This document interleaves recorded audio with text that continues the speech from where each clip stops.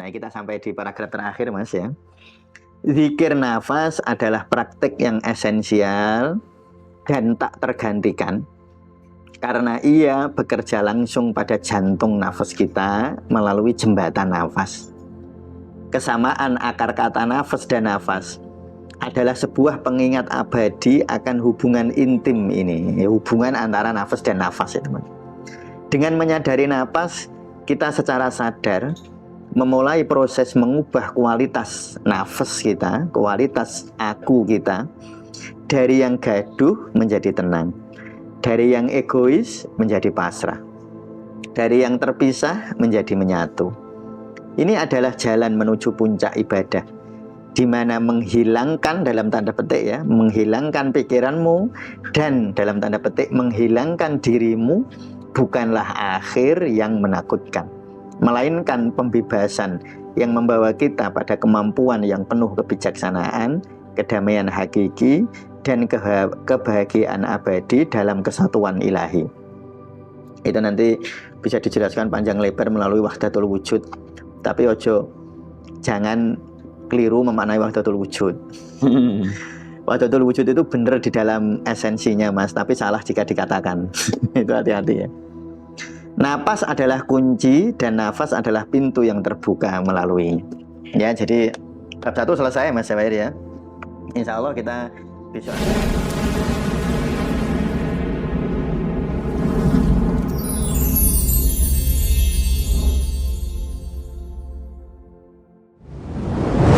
Assalamualaikum warahmatullahi wabarakatuh. Waalaikumsalam warahmatullahi wabarakatuh. Kali ini di ngaji umpan dan praktis zikir nafas. Ya.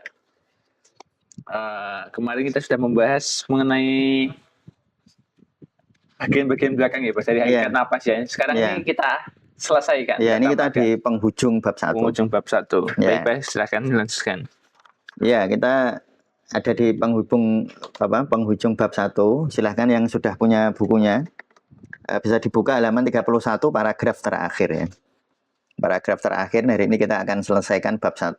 Nanti akan kita lanjutkan di bab 2 di konten yang akan datang. Ya baik.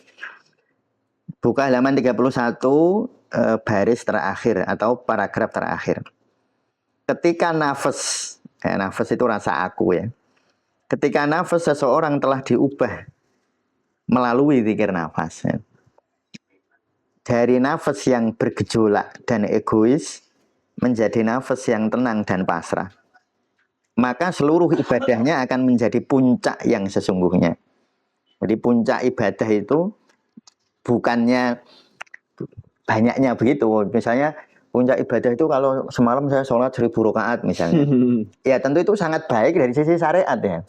Tapi dari sisi hakikat, puncak ibadah itu perjalanan dari level nafas menuju ke level nafas yang lebih tinggi, yaitu dari amaroh ya, nafas amaroh, lawamah, mulhamah, mutmainah, rodiyah, marodiyah, kamilah.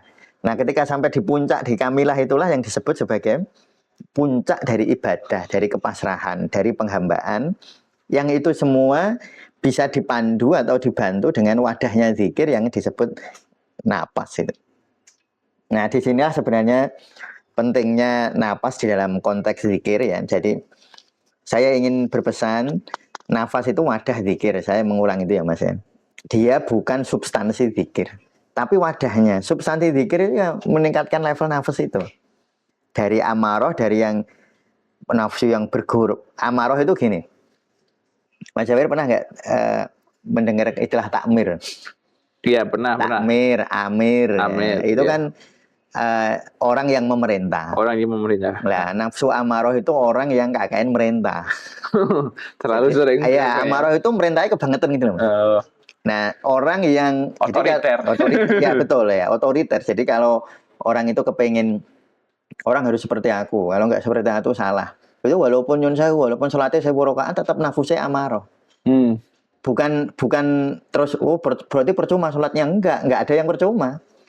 Mas Jawir sholat 1000 rakaat misalnya semalam gitu. Tapi nggak mengubah level nafasnya. Itu tetap bermanfaat di level syariat. Tetap bagus Mas Jawir. Daripada orang sholat, nafasnya orang munggah sih sana. Nah, tetapi kabuk apa ya? Kapuk itu menembak tapi nggak kena gitu Mas. Meleset. Meleset. Oh iya betul ya, meleset. Jadi kalau orang sholatnya banyak tetapi tidak mengubah level nafas itu kayak orang nembak tetapi meleset. Tidak tepat sasaran. Tujuannya tidak tercapai karena sebenarnya tujuan dari sholat itu kan mengingat Allah ya. Yeah. Mengingat Allah itu dengan cara mengingat diri. Kan mana arofa nafsahu faqad arofa rabbahu. Jadi sebenarnya orang zikir itu ya perjalanan spiritual dari nafas yang amaroh tadi, yang otoriter, yang kalau bahasa sederhananya gampang marah ketika gak dituruti gitu. Namanya amaroh. Kalau orang seperti itu ya berarti ibadahnya hanya satu dimensi. Dia belum masuk ke ibadah dimensi yang lain. Tapi sekali lagi belajar tasawuf itu bukan belajar bener salah, itu tetap bener sholatnya. Maksudnya secara syariat sholatnya tetap baik gitu. Jangan sampai begini, ini saya kira logika yang melompat Mas ya.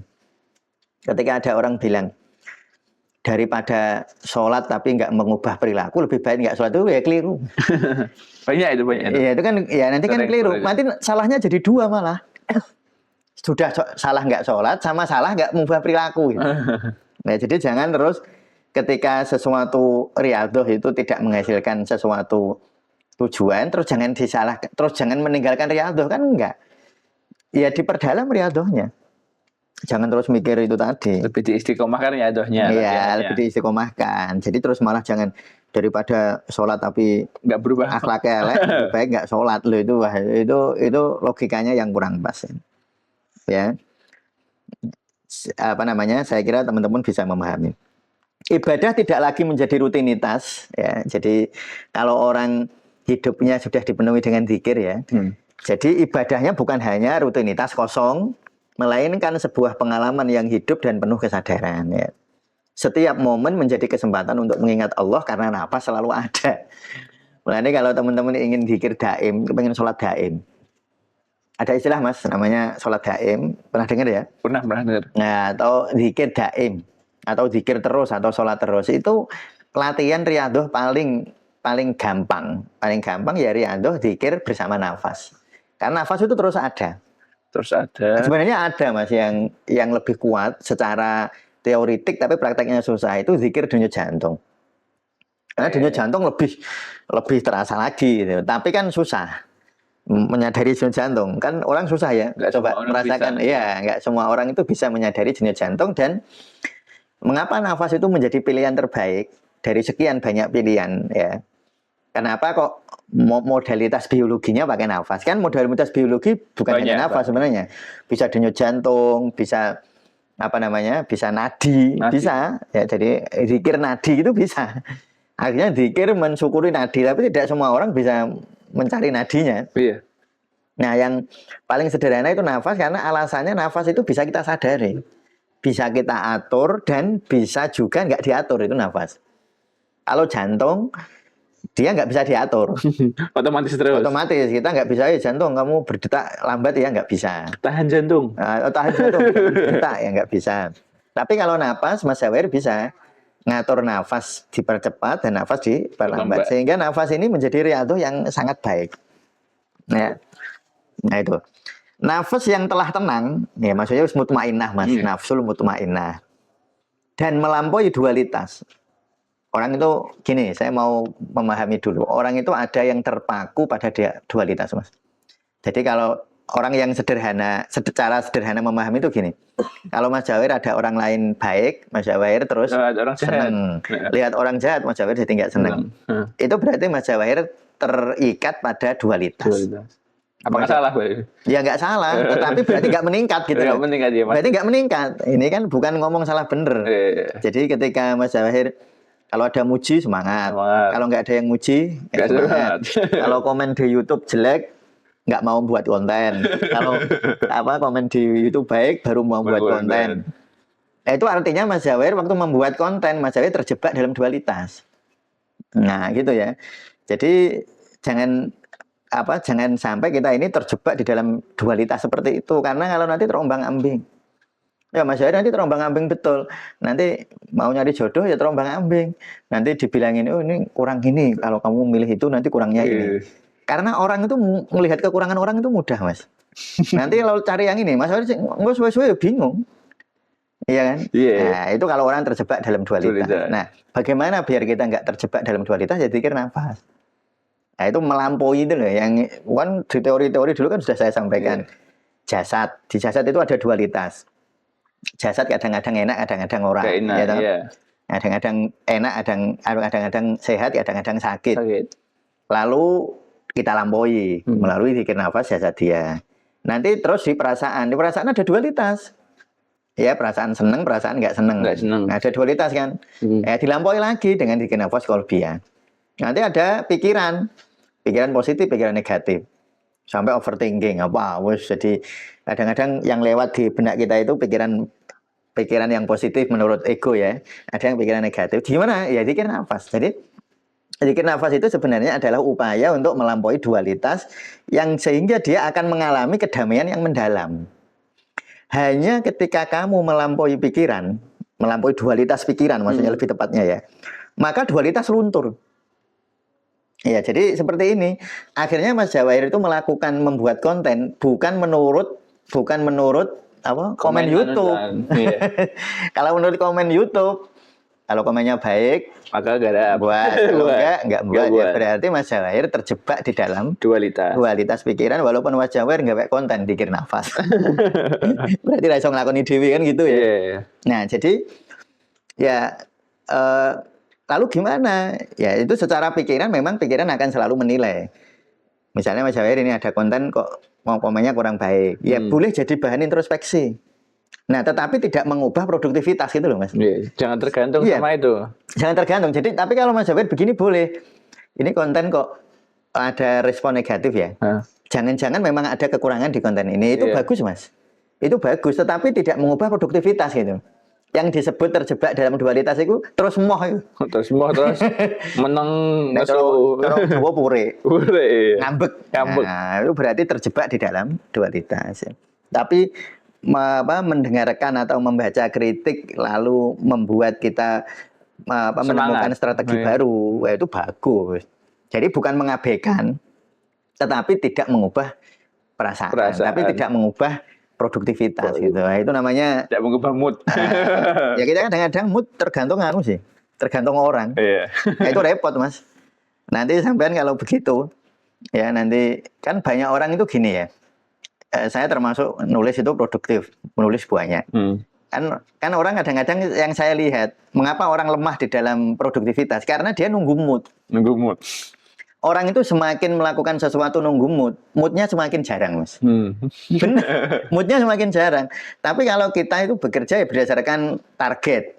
Misalnya target, ngonten seminggu misalnya 2 atau 3 minimal lah ya. Nah itu nggak menunggu mood apa nggak mood, pokoknya digawe. Nah nanti malah mood terus, Mas. itu tipsnya ya. Jadi kalau teman-teman nggak mood, nunggu produktif, nanti kalau teman-teman yang masih kuliah nunggu garap skripsi, nunggu mood. Garap tugas, nunggu mood. Wes moodmu jarang. Bener, moodmu tuh jarang karena nggak pernah dilatih moodnya. Nah, nanti mood itu bisa dilatih kok, Mas. Bukan ya, tiba-tiba datang ya, Pak? Iya, nggak tiba-tiba datang. Nah, kalau saya nulis buku mood terus. Mood terus ya, karena saya punya tidak pernah menunggu mood untuk menulis gitu. Nah, itu ya. Hanya ada ketunggalan yaitu damai. Jadi kedamaian itu ketika orang melampaui dualitas. Selama Mas Jawahir itu diikat oleh dualitas, Mas Jawahir akan hidup di dua, senang sama susah, tapi nggak damai. Ya, jadi kalau Mas Jawahir itu senengnya karena dipuji orang, ya kalau ada pujian berarti seneng. Kalau nggak ada dipuji berarti susah. Mas Jawahir akan hidup di antara dua kutub itu, seneng susah. Tarik ulur terus itu. Tarik ulur terus dan nanti lama-lama capek. Biasanya susah terus-terusan. Habis itu malah susah terus. Nah, bagaimana kita melampauinya? Ya, dan zikir nafas itu metode, bahkan bukan hanya metode, Mas, prosedur ya. Prosedur melampaui.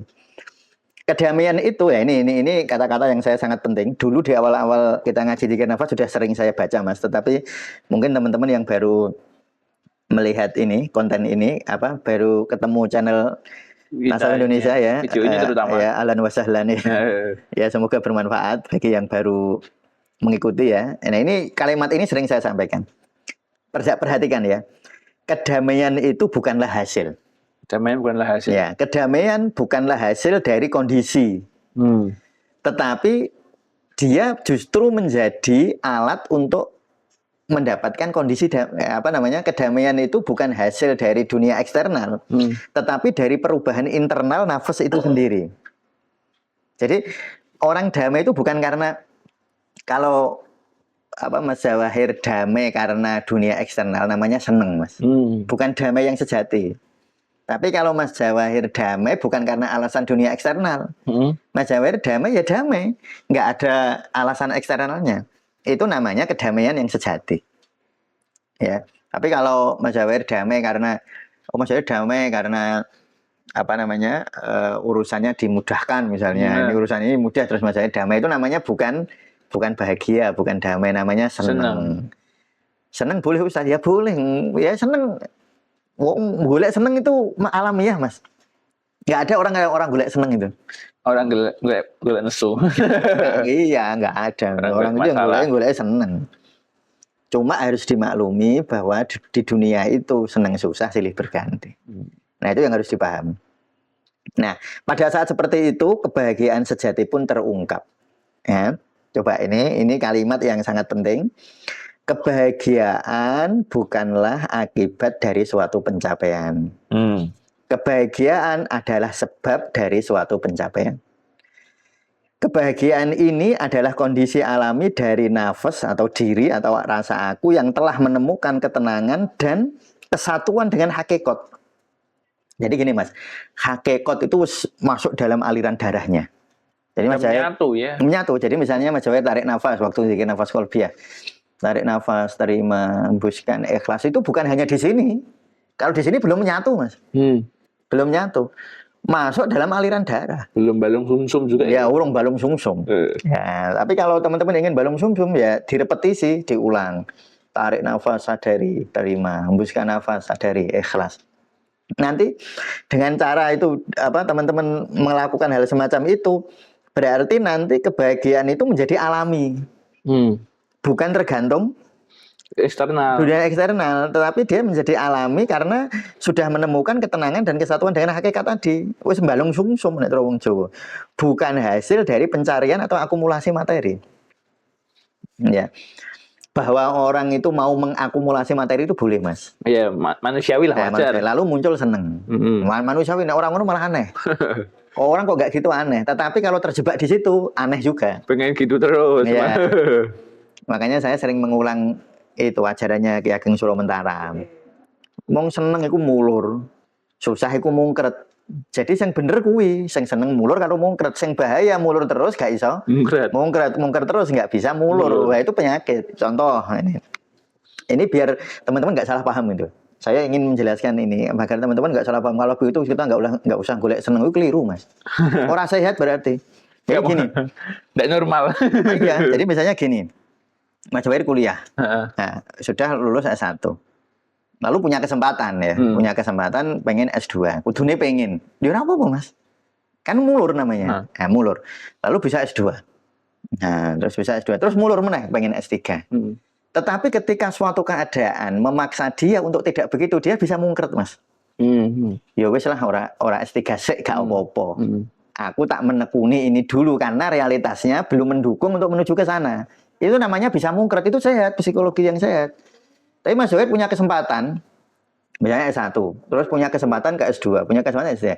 Jane duwe kesempatan, tapi karena males, itu berarti gak mulur, itu gak sehat. Jadi deh. Jadi males. Ya berarti males. Jadi gini, emosi yang sehat itu yang mulur, yang bisa nambah, keinginannya nambah dan bisa berkurang gitu. Itu namanya itu sehat, Mas. Misalnya kalau contoh sederhananya, kalau saya sudah biasa makan tempe, lalu mulur kepengen makan ayam, itu pikiran kayak gitu, keinginan kayak gitu itu sehat. Yang tidak sehat ketika saya pengen ayam, delalah ora ono, terus saya marah, itu nggak sehat. Nah terus gimana? Ya mungkret.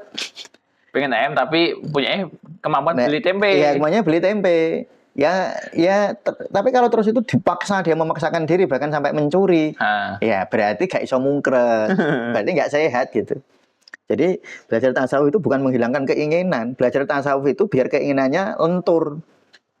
Ya, saat keinginan nambah ya oke, ya lentur, mulur. Saat keinginan terbentur oleh realitas ya bisa mungkret. Kondisional ya. Nah, itu sehat, bukan menghilangkan keinginan. Wah, itu repot itu. Kalau mereka namanya jumut Mas itu. Jumut itu beku. Nah, itu jumut. Nah, sehingga tasawuf itu sering dituduh membuat orang Islam jumut. Karena memang dipahami bahwa bersufi itu dimaknani memusuhi keinginan. Bukan bersufi itu tujuannya mengelastisitaskan keinginan. Elastis itu loh keinginannya. Saatnya nambah ya oke, nggak apa-apa Mas Zawahir. Ya kan? Saatnya nggak bisa, ya nggak apa-apa juga, bisa mulur. Saatnya mulur ya mulur, saatnya mungkret ya mungkret. Itu orang yang melampaui dualitas namanya. Kalau orang sakit pengen sembuh ya wajar. Ya wajar. Tapi jangan kepaksa terus. Ya tumben pinter sampai. Jadi misalnya ada orang sakit ya Mas ya. Saya mau mempertegas contohnya Mas ya. Ya harus pengen sembuh. Yang golek obat. Tetapi ketika obat belum ketemu, terus hari itu belum bisa, dia bisa mungkret. Hari ini orang mari gak apa-apa gitu loh. Besok lagi, namanya itu orang tangguh. Ya. Tapi kalau orang cuma bisa mulur, gak bisa mungkret, itu orang kalau hubud dunia namanya. Oh, namanya hubud dunia. Tapi orang gak bisa ketika dia mungkret gak bisa mulur, itu juga repot. Aku tak pasrah tapi gak usaha, bodoh. Nah, itu namanya malas. Itu bukan sufi. Jadi sufi itu syaratnya mulur ya oke. Saatnya harus mungkret ya siap gitu Mas ya. Nah ya seperti inilah kalau kita sebagai konten kreator ya gitu. Saatnya mulur ya mulur. Wah tambah Mas ini kontennya kurang ini kan mulur ya. Kan mulur. Nanti tambahi ini gambarnya diperbaiki gini. Ya, itu namanya mulur dan boleh kalau ada kesempatan. Tapi ketika delalah waktunya kepepet tinggal besok ya sudah mungkret aja nggak apa-apa. Ya repotnya itu nek iso mulur gak iso mungkret Mas, lama-lama apa? Putus. Ya akhirnya depresi, sakit mental gitu. Bukan terus kayak dolanan layangan loh Mas. Saatnya mulur diulurke ya toh, kepengen tinggi. Lah tapi nek terus ana udan durus arep udan ya layangane ditarik kok Mas, engko udanan, rusak layanganmu. Iya toh? Iya. Tapi karena pengen tinggi, saatnya memungkinkan ya dimulur, tapi saatnya dimungkret ya.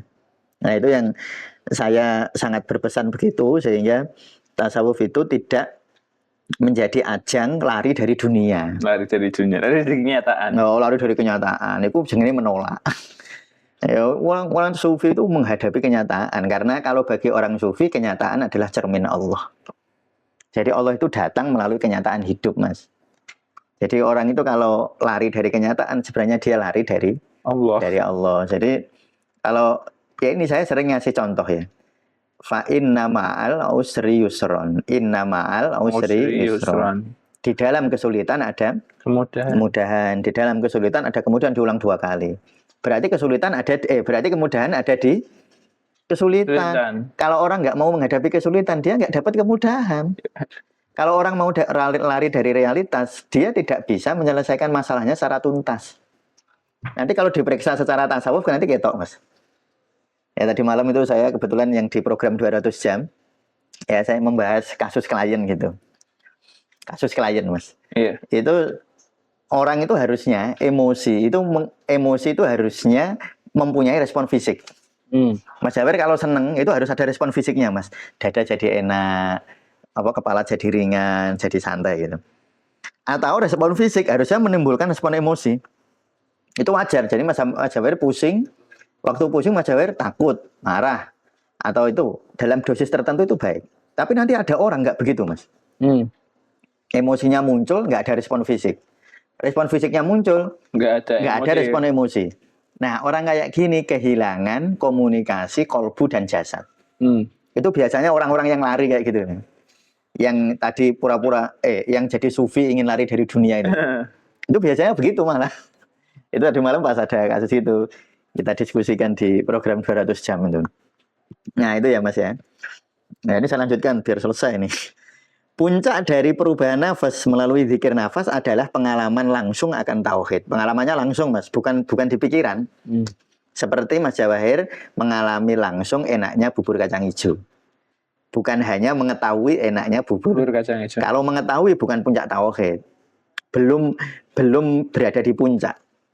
Ya, jadi puncak dari perubahan nafas melalui zikir nafas adalah pengalaman. Ini kata kuncinya pengalaman. Yang punya buku di Stabilo. Di Stabilo Jadi digaris. pengalaman langsung akan tauhid, kesadaran dan keesaan. Karena dia pengalaman langsung nggak bisa diajarkan ke orang, Mas. Dia ngerasakno dhewe, tapi pengetahuan itu atau pengalaman itu nggak bisa ditularkan. Saya punya pengalaman langsung tentang tauhid, pengalaman langsung saya tidak bisa saya ajarkan ke Mas Jawahir. Atau Mas Jawahir punya pengalaman langsung tentang kesadaran, Mas Jawahir nggak bisa nularin ke saya. Nggak bisa, Mas Jawahir cuma ngiro-ngiro nak cerita. Nah itu. Mata lahir, nah ini juga quote yang sangat penting. Mata lahir melihat aku, kamu, dan dia berbeda. Mata batin akan melihat aku, kamu, dan dia adalah kekosongan dan keheningan yang sama. Nanti itu jasad dilampaui melalui zikir nafas jasad dia. Lalu naik ke zikir nafas qalbiyah melampaui pikiran dan perasaan. Lalu naik melampaui zikir nafas nafsiyah melampaui rasa aku. Nanti melampaui lagi zikir nafas ruhiyah pada saat seperti itu. Ini pengalaman loh ya. Kalau dikatakan nggak bisa, seberapa banyak pun kata yang kamu pakai, Mas, nggak akan bisa menjelaskan pengalaman ini. Makanya sebenarnya kata-kata seperti ini kan kata-kata yang menggambarkan pengalaman, Mas ya. Jadi misalnya seseorang sedang mengalami puncak zikir, dia itu akan mengalami perasaan bahwa dia dan orang lain itu nggak beda. Aku, kamu, dan dia itu sama. Tetapi ketika ditulis, iso di analisis, Mas, dan keliru. Kalau dia dianalisis keliru. Karena menganalisis itu yang menganalisis pikiran, dan sifat pikiran itu dualitas. Dia suka membeda-bedakan. Yang suka membeda-bedakan karena pikiran itu baru berfungsi ketika dua hal berbeda. Kalau nggak ada perbedaan, namanya analisis itu kan ada yang dianalisis. Iya. Lalu ada yang jadi A, jadi B. Namanya analisis. Jadi kalau orang mau mengalami tauhid melalui pikiran, mustahil. Pikiran bisa membantu kita mendekat ke tauhid. Tetapi untuk mengalami tauhid secara langsung, pikiran kudu diselehke. Diselehke apa bahasa Indonesianya? Ditaruh, diletakkan. Jangan dibawa. Pada saat ingin mengalami ini deh. Dan caranya gimana dengan zikir? Nafas yang telah dilebur tidak lagi melihat pemisahan. Dia tidak lagi melihat pemisahan, melainkan kesatuan mendasar di balik segala manifestasi. Itu jenenge tauhid sejati yang ngono. Tauhid sejati itu dia mengalami, saya ingin pakai kata-kata itu ya, dia mengalami kesatuan, bukan mengatakan. Jadi orang tercerahkan itu bukan orang yang mengatakan.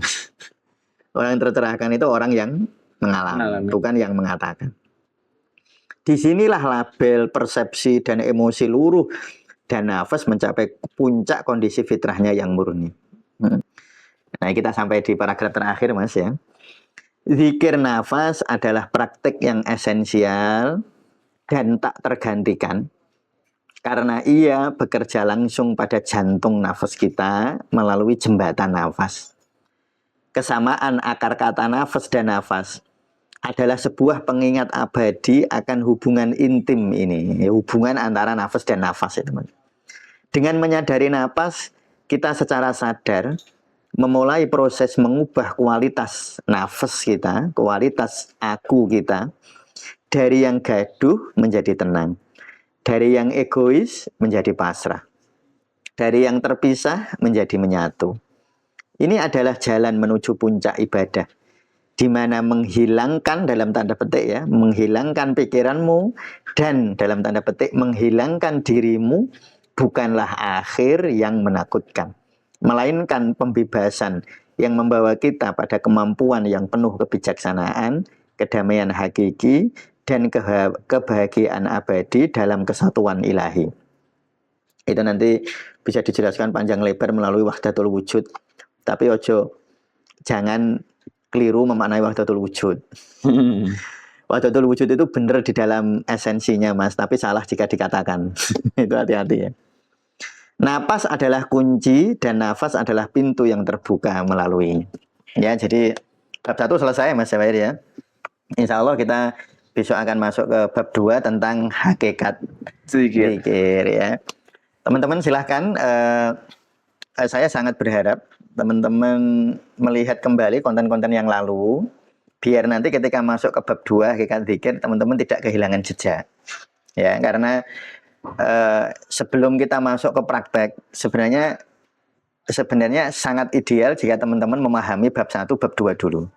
Tetapi saya tidak melarang teman-teman melakukan sudah praktek di zikirnya tanpa memahami secara mendalam juga nggak apa-apa. Tetapi idealnya begitu.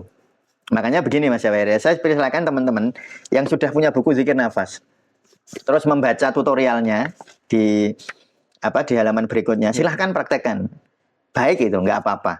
Tetapi teman-teman tetap harus berusaha memahami bab 1 dan bab 2. Biar pemahamannya itu ditopang oleh teori yang mapan. Ya, sehingga nanti penghayatannya lebih dalam gitu, Mas. Ya, saya kira gitu, Mas Jawahir. Terima kasih. Ya, bagi kawan suhu dimanapun Anda berada, bagi yang pertama kali nonton video ini dan ingin mendapatkan bukunya, silahkan hubungi admin deskripsi atau bisa klik link di deskripsi juga. Ya, bagi kawan yang sudah lama nonton video ini, sudah akhirnya selesai di bab pertama.